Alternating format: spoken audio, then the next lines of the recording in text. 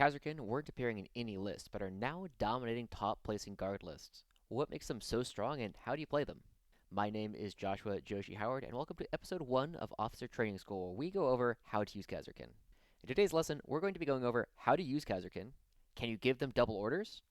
What you're supposed to be equipping Kasrkin with, orders you're going to be using and officers to attach them to, transports and how to use them, Melta Mine and how to use it, stratagems you use, and strategies with charges. So firstly, let's talk about what Kasrkin are. Kasrkin are very similar to a knight on a chessboard. They are incredibly flexible, and you can use them to fulfill almost anything that you want to. However, they do have a couple of things that they specialize in. The first thing that they were originally brought for was Nassim Fouchain in the UKTC was taking them to skirmish with Marines and to pop transports in particular. This is how they first came into the meta, and you would use them to kill a transport and then use manticores to kill what was inside. However, their role has expanded since then. You can now use them to put pressure on your opponent's deployment zone and natural expansion, and you generally want to use them to trade their lives for time on the board by putting your opponent back a turn in tempo, and also to kill your opponent's light units, because if we trade 100 points back and forth, we will get ours back and our opponents will not. So before we go too far, I do want to address a question that Morty and Glory and other people have touched on in the past, which is can you double order? Based on the most recent balanced data slate, which was released in January 2024, they updated their rules commentary to say that abilities with the same name can affect units multiple times. But if such an ability applies a named condition to a unit, for example suppressed, that condition can only affect the target unit once at any given time. And Warrior Elite, in your command phase, you can select one order to affect this unit until the start of your next command phase, in addition to any other orders issued to this unit by an officer model this turn. On the face of it, the biggest question then becomes one of two things. One, what does any other orders mean? And two, can you give the same order twice? For instance, if you were able to give the move, move, move order to Kasrkin twice, it would mean that you get plus 3 inches from the first move, move, move, and an additional plus 3 inches from the second move, move, move, for a total of 6 bonus inches of movement, for a total of 12 inches of movement. Now, I understand arguments on both sides as to whether or not you can do this, but crucially, no major tournament body allows this. The WTC, for a World Team Championship, explicitly says no in their FAQ. The UKTC, the UK tournament circuit, reports that you cannot do it based on what we see in the 40K Fireside podcast, which is run by David Gaylord and Vic Vijay, but I have not been able to find it in an official FAQ. FLG, in their most recent LVO FAQ update, which was updated in mid-February, also explicitly says no. So ultimately, in general, you will not be able to do this in any real tournament games.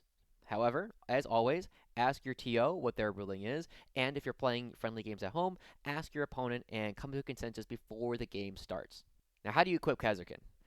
There are two basic ways to do it, but in general, if you're going to be bringing Kasrkin, your first two Kasrkin units should always be equipped like this. Double Plasma Gun, Double Melta Gun, a Hotshot Marksman Rifle, a Melta Mine, Sergeant with Plasma Pistol, and Power Weapon. And a Voxcaster, I suppose, although it almost never comes up. This is the default loadout for Kasrkin and what you should be expecting your Kasrkin to have in most games. The Melta Guns are very good for doing spike damage into vehicles, and the Plasma Guns are just still a pretty good all-around weapon.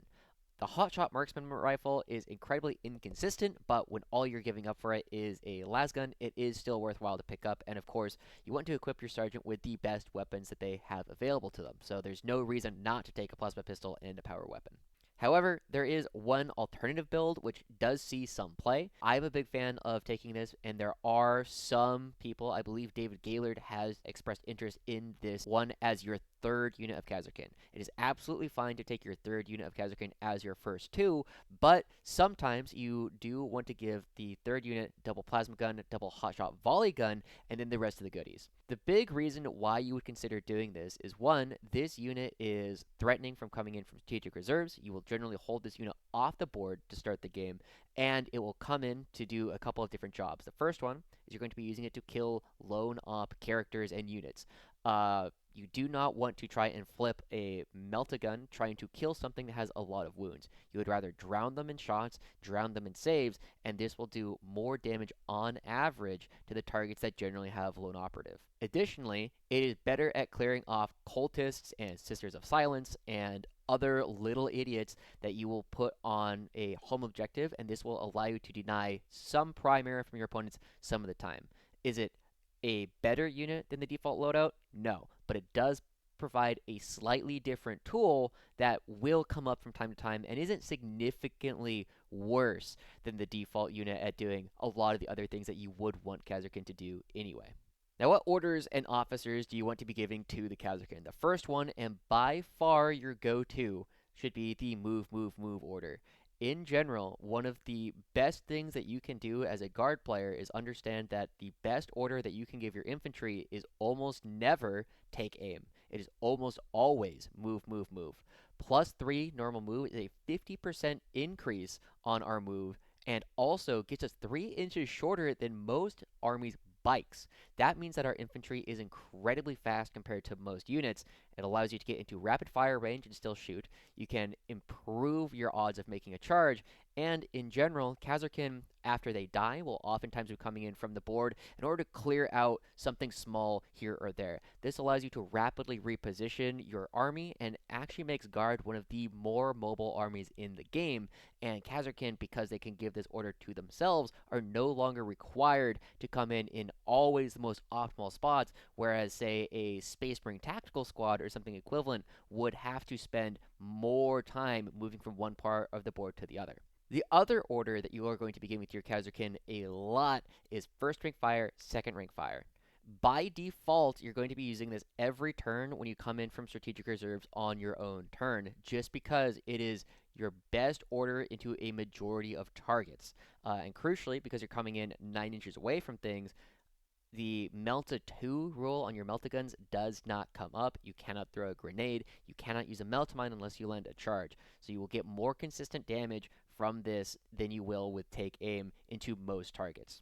The other orders that you use on Kasrkin fairly often are 1, Duty and Honor, and this is secretly one of the better orders in the Guard Index right now. It allows you to, 1, flip control of objectives. If your opponent has sent a bunch of little idiots like Breachers or Cultists to jump onto your objective and you need to turn that objective onto yours, you give them Duty and Honor to earn yourself 5 primary points. The other really important thing about Duty and Honor is it gives you +1 OC, but it also gives you +1 leadership. And it is very important that you do not let your Kasrkin get battle shocked. And so taking them from a 7-up leadership to a 6-up leadership goes from being about a 60% to about a 70% likelihood that you're going to be passing your battle shock test, which is a big difference. Lastly, the other thing that you do with Duty and Honor, it's not uncommon to spend 1 CP at the beginning of your opponent's command phase to make Kasrkin that you have charged onto a point OC2, and this will deny primary a lot of the time. And if you can use it to deny 5 primary points from your opponent, as Art of War says, you want to be trading command points for victory points almost every single time. This is a way to win, and getting 5 points for yourself is almost always identical to taking 5 points away from your opponent. The other order that you see reasonably often with Kasrkin is take cover. You don't generally want to be using this because we are still toughness 3 bodies with a 3-up save. We're still going to be dying to any dedicated anti-infantry fire, and even just dying to the number of heavy stubbers and equivalent fire that just exists in the 10th edition 40k. However, what you generally do with take cover is, if you are using Kasrkin to just sit on an objective kind of in the middle of nowhere, where they're unlikely to take any damage, where they're not in range to do anything else, give them take cover, and sometimes it'll come up and save you a couple of guys from indirect fire. It's not something you are trying to do, but it doesn't hurt to do it. Lastly, the 2 orders that a lot of people get a little baited by. I was convinced by several other members of the Guard community, shout out to Jester and Azathoth from the Imperial Guard Discord, who did inform me that take aim, while it is usually worse than going first rank fire, second rank fire into most targets, it does have a couple of uses. 1, it is better if your opponent has stealth to go take aim to counteract the -1 to hit, because going from hitting on 4s to hitting on 3s is a nice boost in consistency. It's also decent if you just need to get a little bit more damage. So using a platoon command squad or something else, you can radio and give take aim after you've used first rank fire, second rank fire, and it is slightly better than first rank fire, second rank fire into marine and equivalent units. And also when you are already within 6 inches with your Melta gun, so you are benefiting from the Melta too. However, if you're not in these situations, you almost always want to be going with first rank fire, second rank fire. The last one that I will use in maybe 1 out of 8 games or something is fixed bayonet. I only really use this when I'm going into melee combat with Tau, Guard, or other toughness 3 armies, like sometimes Eldar, sometimes Sisters of Silence, sometimes Sisters of Battle. And the only time you do it here is when either A, you want to make sure that your shooting doesn't make your charge not happen, or B, when you could not shoot the target because they are hiding behind a ruin anyway.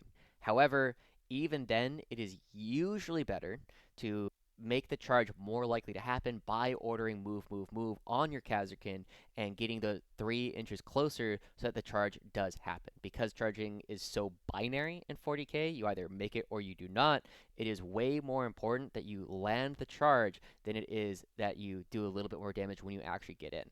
The other thing about orders and officers is do not take officers with your Kasrkin. It is a massive waste of points in 95 times out of 100. One, you don't get them back with reinforcements, and you are going to be using your Kasrkin to die a lot. In general, in your average game of 40k, if you're just running Kasrkin, you're going to be using the reinforcements stratagem on Kasrkin 3 or 4 times per game. And the benefit that you get for 45 points of Castellan means that you're killing 2 extra Marines or equivalents, so Necron Warriors or such. Castellan also means you're doing 2 extra wounds on average to an Armiger, and 1 extra wound to Catan. It is almost never a relevant consideration for damage, and that is why you would bring the Castellan. These numbers also include giving both take aim and first rank fire, second rank fire, so you generally do not have a reason to do it. The other officer that I've seen some people argue for is Ursula Creed. And Ursula Creed, this is not her job. Ursula Creed wants to be sitting in your own backfield as 1, a screening tool, and 2, to be within 12 inches of a mortar or a Medusa to use fields of fire for free or reroll the number of shots in a Medusa. Creed does not want to be on the front lines. It's too easy of an assassination target to pick up, and you're not getting any real damage value out of it. Let's talk a little bit about transports as well. I've seen some people talk about whether or not you should be putting Kasrkin in a Chimera. And in general, Chimeras are a good but not mandatory inclusion with Kasrkin. It's important to note that Chimeras do receive the Scout 6 if Kasrkin are inside them. However, officers that are not Colonel Strachan and Harker will prevent this overall. It does mean that you do not want to put an officer with Kasrkin in a Chimera so that you can benefit from that Scout 6. If you are going to be putting Kasrkin in a vehicle, it's always going to be a Chimera. You do not want to put it in a Taurox, because even though the advance rule from a Taurox is nice for mobility, it doesn't have the durability or the firepower that a Chimera will, and you do not want to put Kasrkin in a Valkyrie because Valkyries are honestly just kind of bad, and we don't really have anything else. There is some fun argument for a Hades breaching drill, but you don't really want to be building an army around Hades breaching drills unless you're going in for more of a fun time. It is definitely not a competitively strong option. It's important to note that Chimeras, like we said, they're good but not mandatory, and we can see that people who have done well running the full gamut. However, with Chimeras, you generally want to run 0, 1, or 3. David Gaylord, who has been pushing the guard meta most recently, winning South Coast Major in UK, also placed well, getting second at the Manchester GT, was running 1 Chimera with Kasrkin in it. Derek Glassman, another strong guard player, won the Milwaukee GT going 5-0 without a single Chimera. And Nick Jagello from Team Canada, who also contributed to this guide, went 5-1 at the Barry Bash in Canada, running 3 Chimeras. There are a lot of different ways to try and run your Kasrkin in Chimeras. They all have a lot of benefits, and it is good, but not necessary. Some basic strategy, though, for using Chimeras if you do choose to bring them. 1, it is important to remember that if you disembark, you get 3 inches off of the vehicle, and it is equivalent in many ways to giving Kasrkin the move, move, move order, which also adds 3 inches to their movement. Secondly, you can use transports by keeping Kasrkin inside a Chimera, put the Chimera in a position where you know it will die, and then when the Chimera dies, you disembark behind and have set up a new screen, and it would take 2 units from your opponent to kill the Chimera and then kill what is inside it, and that is a difficult task for a lot of armies to deal with. The third thing, and this is something that Nick Jagello has been a big fan of, you move, move, move the Chimera on turn 1 for a 13-inch total move. Then you can disembark afterwards, and now you have Kasrkin right on your opponent's doorstep. And this is a great opportunity to use the Melta 2 rule on our Melta guns, and also to move block, and sometimes be in range of Melta Mine. Speaking of Melta Mine is one of the best abilities that we have in our index. And here is what it reads. Once per battle, at the start of any phase, you can select one enemy unit within 3 inches of the bearer and roll 1d6. On a 2-up, you do d3 mortal wounds or 2d3 mortal wounds instead if it is a vehicle unit. This is so incredibly versatile, and we'll talk about a different couple of ways that it can actually come up in your games. The first one, in the shooting phase, this is one of the more common ways that you will actually do this. By moving out from a position in cover behind a wall, if you can get within 3 inches of a vehicle, which is reasonably common with transports and things like War Dogs and Chaos Knights and Armigers and Imperial Knights, you run up within 3 inches. At the beginning of the shooting phase, you chuck a Melta Mine, and then when you spend 1 CP on the grenade stratagem, you're going to be dealing an average of 7 mortal wounds to a vehicle, but realistically, you'll be doing anywhere between 5 and 9 mortal wounds to a vehicle, which pops some lighter vehicles straight up, allowing you to still shoot, and if it doesn't, you can decide where to put your shooting after that. An important note is neither the grenade stratagem nor the Melta Mine require being eligible to shoot, so if you really want to, you can fall back and advance and still do both of these things. This is a big reason why Kasrkin do excel at popping light to medium vehicles, is because we do an extra d3 mortal wounds to these targets. Another common way that you use Melta Mine is in the fight phase. Because it is at the beginning of any phase, you can charge a target and use the Melta Mine at the beginning of the fight phase. Because the Melta Mine does not have a clause where it says you cannot do it while in engagement range or into something that isn't in engagement range, you can use it to charge things and then throw the Melta Mine at a target behind it. So some of their screens, if they are close by, are not always particularly useful. You can still throw Melta Mines through them. Some of the more niche ways that you can use it is at the beginning of the charge phase. If you wanted to shoot something but thought you could kill it without throwing your Melta Mine, you can do it at the beginning of the charge phase. The other thing that this does become a big tool for is, let's say that you are shooting at a unit that has a bodyguard and a leader. You kill everyone in the regular unit, and you could not, and you were never allocating wounds to the character. This is a way to deal mortal wounds to something that oftentimes will have a 4 or 5 up invul phase. However, this is relatively uncommon, but it is something to keep in mind if you are confident you can kill them, if you're confident that you can kill the bodyguard during the shooting phase. Similarly, you can also do a similar thing during your opponent's command phase. If you go in and you don't quite kill something in the fight phase or kill the bodyguard and want to deal damage to a character, this is a way to do it. It is important to remember that because it happens at the beginning of your opponent's command phase, if you put something below battle shock threshold, they will now have to take a battle shock test because battle shocks happen towards the end of the command phase rather than at the beginning. However, this is also fairly rare. However, there is something incredibly funny that you can do with the Melta Mine. This is the best case scenario that you can use it. You're going to want to charge an enemy transport that has units embarked within it and leave it on low wounds. You could do this damage from either hitting them in melee or by shooting them. It doesn't matter. You will then wait to use the Melta Mine until your opponent's movement phase. And ideally, on a 2+, you should be able to kill a transport. Units that are forced to disembark from a transport will take mortal wounds when they get out, and more of them if you are able to fully wrap the opposing transport, because we have 28mm bases. It will not be possible to put things wholly within 3 inches of a destroyed transport, and they will have to emergency disembark. Units that disembark from a destroyed transport cannot move and cannot declare a charge on that turn, and they're also battle shocked. It will mean that your opponent, anything that is inside, is effectively immobilized for a turn, which is a fantastic situation to put yourself in. I have never actually done this in a real game, but is something that I'm always looking out for, especially on turn 1 if my opponent is running any dedicated transports. Now, what stratagems do you want to be using on Kasrkin? The first one, and the one that you want to be doing 3 or 4 times a game at least, and sometimes as many as 5 or 6, is the reinforcement stratagem. In general, I will quote my opponent saying that I am running a 2400 or sometimes 2500 point army because I am reviving Kasrkin over and over again. Crucially, though, you cannot do this if battle shocked, so you want to use duty and honor to prevent this from happening. An important thing to remember as well is if you charge your Kasrkin in, let's say you have one guy left in the unit, you can charge him into your opponent, do basically no damage on the charge, but then your opponent must swing back. And if you're not battle shocked, that means that you can get the Kasrkin back. The other stratagem that I use on Kasrkin multiple times per game is the grenade stratagem.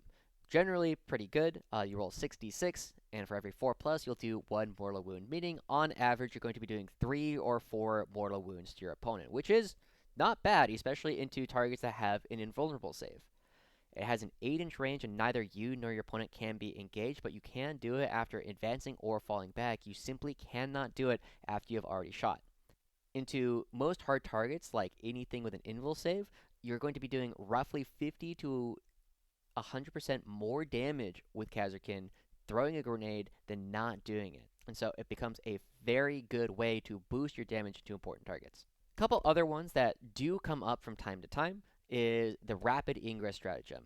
It's really good for attacking the enemy deployment zone objective, and you are able to do it to set up to take primary from your opponent on the next turn. Obviously, you can't do anything on the turn that you bring them in because it's your opponent's turn, but it means that you can put Kasrkin in a place that is safe from enemy fire and will be able to be very aggressive on your next turn.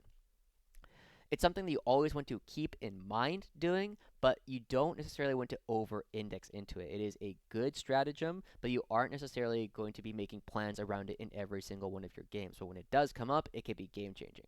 The other one that you use reasonably often on Kasrkin is Inspired Command. In 1 CP, you give an order to Kasrkin in your opponent's command phase. Now, oftentimes what you'll do this is you will see your opponent draw, say, Tempting Target, and you will say, hey, I want you to come take this unit from my Kasrkin, who are now OC2, and your opponent cannot get enough OC into range. Sometimes you can also do it to during your opponent's command phase if you could prevent your opponent from scoring 5 primary because you have enough guys on an objective and they all have OC1, or your opponent has OC1 on the objective. You can make your guys OC2 and flip it. Again, trade CPs for VPs.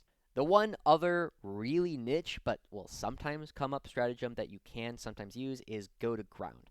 However, if a 6-up invul save is going to be relevant for saving your Kasrkin, it's usually going to be better to just let them die and spend the 2 CP to bring them back. Charges. Kasrkin are actually some of our best shock troops. They are the guys who are doing a lot of charges through walls, and you don't necessarily need to be doing it for the damage that you're going to be doing. On average, Kasrkin on the charge will kill about 3 breachers, 1 marine, or 5 cultists on the charge. We are not doing a lot of damage with our Kasrkin when we charge them, but that's almost never the point. You still are going to be trying to charge Kasrkin in about half the turns that you actually play with them for a couple of different reasons. You want to deny movement and activations from your opponents such that on their turn, most units cannot fall back and shoot or fall back and charge. And that means that if they are tied up in combat with your Kasrkin, there's like, ah, dang, well, what am I supposed to do with my guys? I can't move them out. You'll use Kasrkin to just tie opponents down, make sure they're not relevant on your opponent's next turn. And all you need to do for this to be relevant is you need to have 1 Kasrkin still alive in that combat so your opponents are still engaged. The other big reason that you will do it is by charging. You can use it to flip objectives. Just by getting enough guys onto an objective, if you're charging into breachers, they're not going to kill very many of you, and you can get enough OC onto an objective that you will prevent your opponent from scoring it. And again, that is a major tool. Kasrkin are one of our best ways at slowing our opponents down and not allowing them to do what it is that they want to do on their turn. Now, because Kasrkin are going to be doing almost no damage on the charge, we're looking for things where we can prevent our opponents from being in positions where they want to be, and we just need to have 1 Kasrkin alive to still do it. And here are some units that you might think would kill a unit of Kasrkin in 1 turn, but most of the time should not. A great and clean one in the Cadian Void Dragon will only kill Kasrkin about 15 to 60% of the time, which means that about 85% of the time our Kasrkin live, and that is roughly the equivalent of rolling a 2 up. Other units that are a bit surprising are 2 Alaris Custodians, and you would charge them to prevent them from using their once per game get picked up. A Wardog Carnivore will almost never kill an entire unit of Kasrkin and is not eligible to fall back, shoot, or fall back and charge. And so if you can put them behind a wall where they do not have any relevant targets, you can buy your side an entire turn. An Avatar of Cain, Gazgul Thraka, and a World Eater Demon Prince don't have enough attacks to effectively kill guardsmen almost any percent of the time. And so if you can keep these in places where they do not want to be, you can cost your Elder opponent some command points, or you can keep Gazgul Thraka or a Demon Prince out of the game for an entire turn. And if you can trade 100 points of our dumb little idiots for 200, 300 points of our opponent's centerpieces, that is a trade worth doing almost every time. Lastly, this is an advanced strat that was actually brought up to me by Nick Jagello, who, again, thank you for helping out with this guide. One thing that you can do with Kasrkin is sometimes you do want your Kasrkin to die so that you can revive them and bring them back. The way to do this, if you really want a unit of 10 Kasrkin to be dead so that you can reposition them on the board, is you'll charge them into multiple targets who both hit at least reasonably hard. And the way that you can do this is you charge multiple different things. So let's say that you charge Kasrkin into Unit A and Unit B. Do your swings, and then Unit A will swing. And importantly, you need to take models out starting with the ones engaged with Unit A, such that Unit B is also required to swing into you. If you are able to kill off all of your Kasrkin this way, you can use the reinforcements stratagem on them and use rapid ingress to reposition them so that they are alive and well and in a position that you want them to be on the next turn. It is fairly expensive at 3 CP, but if you really need Kasrkin to be somewhere else on the board, this is the way to do it. I hope you've enjoyed the first episode of the Officer Training School covering Kasrkin. Of course, no guide can cover every single in-game scenario that you might be interested with your Kasrkin, so if you do have continued questions, make sure you drop them in the comments below. I also want to give a special shout out for this episode to Dodge This CZ and Healy26 on Reddit, who encouraged me to make this. If you are interested in more of these guides, let me know by liking and commenting and subscribing to this channel. Let me know what units in the Guard Codex you guys are most interested in learning more about in the next episode of the Officer Training School. Once again, this has been Joshua Joushi Howard. Hope you found this guide helpful. Good luck in your upcoming games, and we look forward to seeing you in the next episode of Officer Training School.